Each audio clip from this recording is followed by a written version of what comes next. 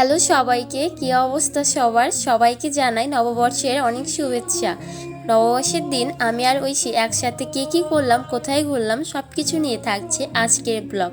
এখন আর ছোটোবেলার মতো নববর্ষ নিয়ে মনে সেরকম একটা আনন্দ কাজ করে না, তাই এবার নববর্ষ নিয়ে তেমন একটা কোনো প্ল্যান ছিল না আমাদের। তারপর হুট করে ভাবলাম চল একসাথে শাড়ি পরা যাক, সেই জন্য আমি চলে গিয়েছিলাম ঐশীর বাসায়। তারপর দুজনে একসাথে শাড়ি পরেছি।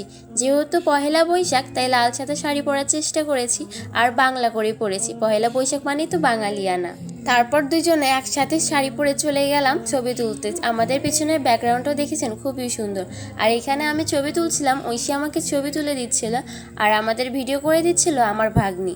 আর এই তো এখানে আমরা দুজন, আমাদের দুজনকে একসাথে কেমন লাগছে জানাবেন। আর আমার এই শাড়িটা আমি এর আগেও একবার পরেছিলাম, আবারও পরেছি। শাড়িটা এত সুন্দর যে বারবার পরতে ইচ্ছা করে। আর এই ছিল আমাদের নববর্ষের ব্লগ। খুব একটা কোনো কিছু প্ল্যান ছিল না, তাই আমরা কোথাও ঘুরতে যাইনি।